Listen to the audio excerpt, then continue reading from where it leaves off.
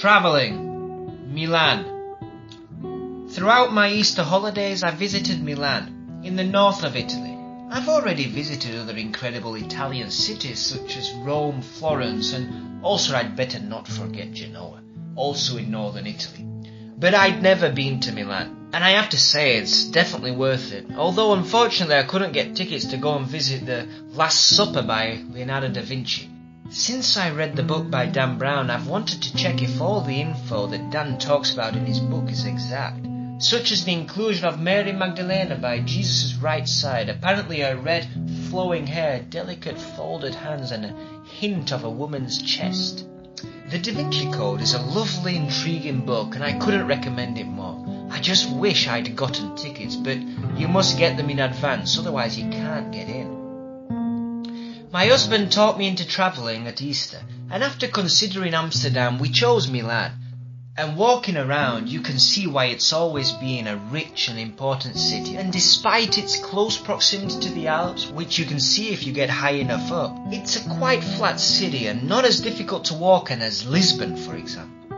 It offers a large range of culture, buildings, some of them with immense statues and arcs. It allegedly took almost 200 years to build the cathedral. It's a solid example of Gothic architecture.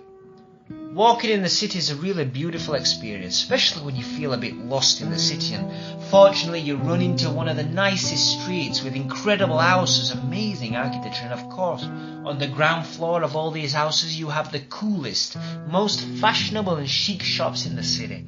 Which brings me to my next point. Prices in these kinds of shops are also the most expensive, but if you like shopping, you'll definitely have a lot of fun, even if you don't buy anything. Milan more than deserves its tag of being a world leader in fashion and design. Milan was victim to extensive bombing by Allied forces throughout World War II, suffering heavy damage, and a few months prior to the war's end, Mussolini's corpse was brought to Milan and hung upside down alongside his mistress Clara Petacci and some other members of his government in the Piazzale Loreto on meat hooks. Mussolini's body was ridiculed, abused, spat on, shot at, kicked and stoned. This was done firstly to discourage any fascists who were keen to keep fighting on, and also as an act of revenge, as many of his enemies had been executed in the very same piazza.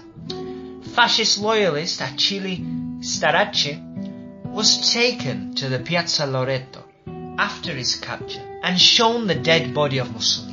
Starace, who once said of Mussolini, "He's a god," saluted what was left of his leader just before he was shot. The body of Starace was subsequently hung up next to the body of Mussolini. Our trip lasted 3 days, enough time to allow us to find some marvellous places and enjoy some Italian food. There are some truly world-class restaurants in Milan, and only Naples betters it for Michelin stars. You can find quite special pizza places where you can get any pizza you might fancy and drink any cocktails with the pizza. It was a little bit weird for me drinking a gin and tonic with a margarita pizza, but it was really full and was another extremely cool and chic place with everybody sat eating pizza and drinking champagne, wine, gin, rum or whatever. My husband was a little bit skeptical because it's only pizza, but it was a very funny offbeat place. The seafood in Milan is quite nice too, despite not being a typical foodstuff over there. With Milan being kind of close to the sea, it comes to Milan really fresh, and you can also try the famous Milanese, a thin slice of meat fried with breadcrumbs. Milan's beyond nice, with plenty of things to do and see. I still have a fair few things left to do on my next visit, when I hope to have a bit more time to enjoy the city and visit Da Vinci's Cenaculo.